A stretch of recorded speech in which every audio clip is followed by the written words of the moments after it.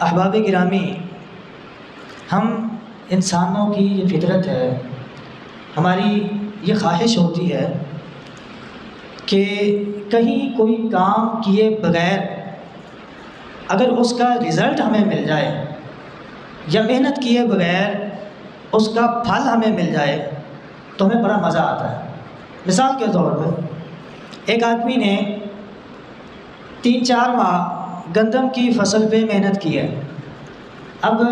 جب وہ گندم اٹھانے کے لیے گیا ہے، اس وقت ہمیں اگر کوئی چھوٹا سا کام بتا دیا جائے کہ آپ یہ اتنا کام کر لیں،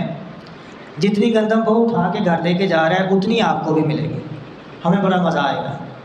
کہ اس نے 3-4 ماہ کام کیا، اس نے زمین میں ہل چلایا، بیج ڈالا، وہ سپرے کرتا رہا، کھاد ڈالتا رہا، پانی لگاتا رہا، اس نے کٹائی کی، تھریشر لگائی، پھر جا کے اسے وہ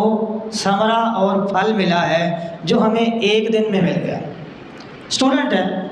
اسٹوڈنٹ کسی ڈگری کے لیے محنت کرتا ہے، 4 سال کی 5 سال کی ڈگری ہے، جب وہ ڈگری لینے کے لیے جا رہا ہے اس وقت اگر ہمیں یہ کہہ دیا جائے کہ بس تم اتنا سا کام کر لو اور اس کے ساتھ جاؤ، جو ڈگری وہ لے کے آئے گا وہ تم بھی لے آؤ، ہمیں بڑا مزہ آئے گا کہ ہم نے تو کام ہی کچھ نہیں کیا اور ہمیں اتنا ہی رزلٹ مل گیا جتنا اس کو 4-5 سال محنت کر کے ملا ہے۔ کیا دین میں بھی کوئی ایسی سہولت موجود ہے؟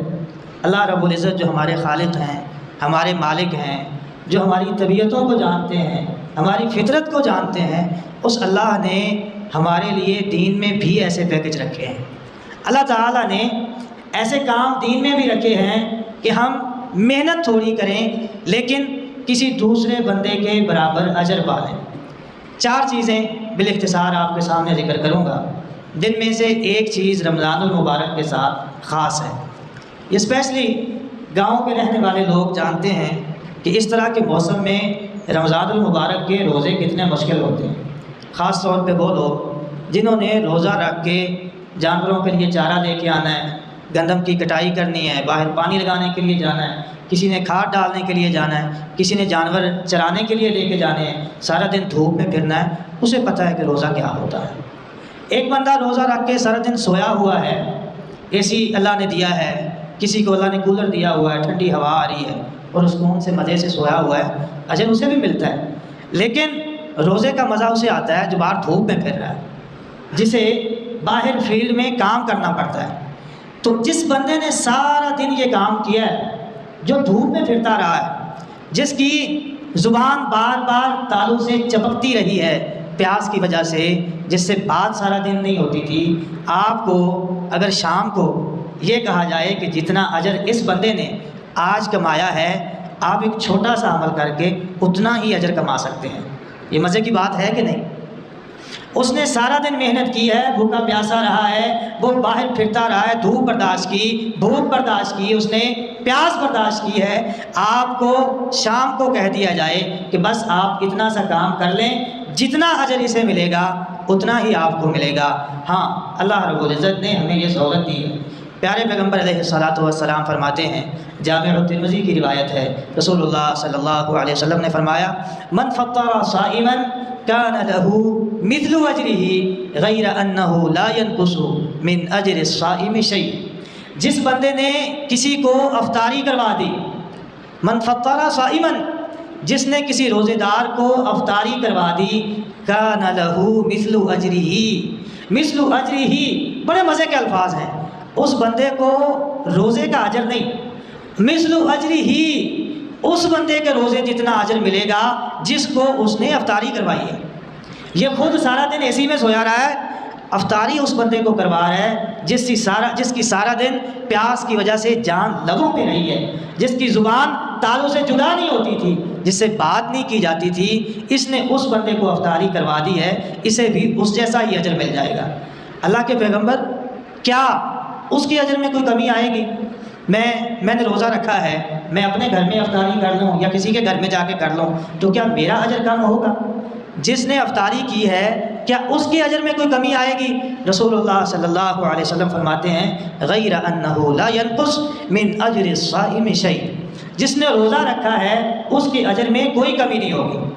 آپ کو اسے افطاری کروانے کی وجہ سے ایکسٹرا اجر اپنے پاس سے اللہ رب العزت عطا کر دیں گے، اور اتنا ہی عطا کر دیں گے جتنا اس بندے کو مل رہا ہے جس نے افطاری کروائی ہے۔ آپ کو کیا سہولتیں دستیاب ہیں، آپ کا روزہ کیسے گزرا، آپ نے کیا کھایا کیا پیا، کیسے افطاری کی، اس سے قطع نظر آپ نے جس کو افطاری کروا دی ہے اس کا دن کیسے گزرا تھا، اس کی محنت مشقت پیاس بھوک کیسی تھی، اس کے مطابق آپ کو شام کو اتنا ہی اجر مل جائے گا۔ ایک بندے کا نہیں، جتنے کے لوگوں کو آپ افطاری کروا دیں گے اتنے بندوں کا اجر آپ کو مل جائے گا۔ اچھا، افطاری کروائیں کسے اور کیسے کروائیں؟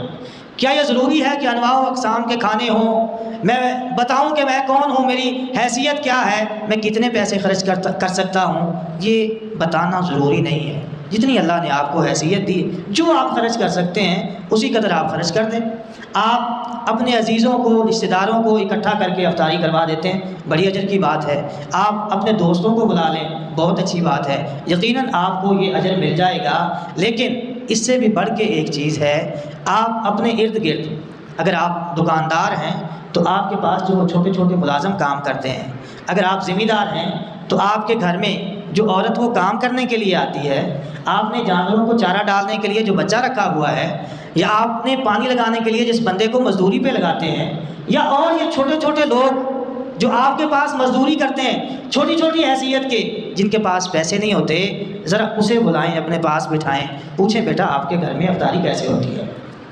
آپ اسے پوچھئے آپ کے گھر کی سحری اور افطاری کی کیا صورتحال ہے، وہ آپ کو بتائے گا کہ بس چند کھجوریں ہوتی ہیں، ان سے ہم افطاری کر لیتے ہیں اگر دستیاب ہوں، چینی مہنگی ہے، شربت روزانہ نہیں بن پاتا، ہم بس وہ کھجوریں کھاتے ہیں اور روٹی کھا لیتے ہیں، بس یہی ہماری افطاری ہے، یہی ہماری سحری ہے۔ ایسے لوگوں کو ڈھونڈیے، ایسے لوگ ڈھونڈنا آج کل مشکل نہیں ہے، بڑے لوگ مل جائیں گے آپ کے ارد گرد، آپ کے رشتہ داروں میں، فیملی میں، آپ کے محلے میں، گلی میں، گاؤں میں، آپ کے دفتر میں، اسکول، کالج، یونیورسٹی، ہر جگہ پہ ایسے لوگوں سے ہمارا معاشرہ بھرا پڑا ہے۔ بڑے لوگ ایسے ہیں جن کے پاس روزہ رکھنا چاہتے ہیں، روزہ رکھنے کے لیے سہولتیں دستیاب نہیں ہیں۔ جس بندے نے، جس کو پراپر کھانا دستیاب نہیں ہے، اس نے اگر روزہ نہیں رکھا ہوا اس کا دن آسانی سے گزر جاتا ہے۔ اگر روزہ رکھنا ہے صبح پراپر کھانا چاہیے، صبح کھانا کھایا ہوا ہوگا تو سارا دن گزرے گا۔ اس طرح کے لوگ ڈھونڈیے، کوشش کیجئے کہ انہیں گھر افطاری کروانے کی بجائے یہ سامان ان کے گھر پہنچائے۔ آپ جو افطاری کرواتے ہیں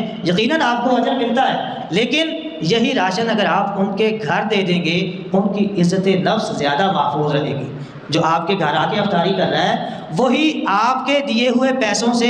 اپنے گھر بیٹھ کے افطاری کرے گا، اسے زیادہ مزہ آئے گا، اپنے بچوں میں بیٹھ کے افطاری کرے گا، جو پیسے اس کے گھر لگنے تھے وہ بھی محفوظ رہے، اس نے عزت نفس کے ساتھ اپنے بچوں میں بیٹھ کے افطاری کر لی۔ یقیناً آپ کو من فطر صائمن کا اجر تو ملا ہی ملا، ساتھ آپ کو اس غریب کی عزت نفس محفوظ رکھنے کا اجر اضافی ملے گا۔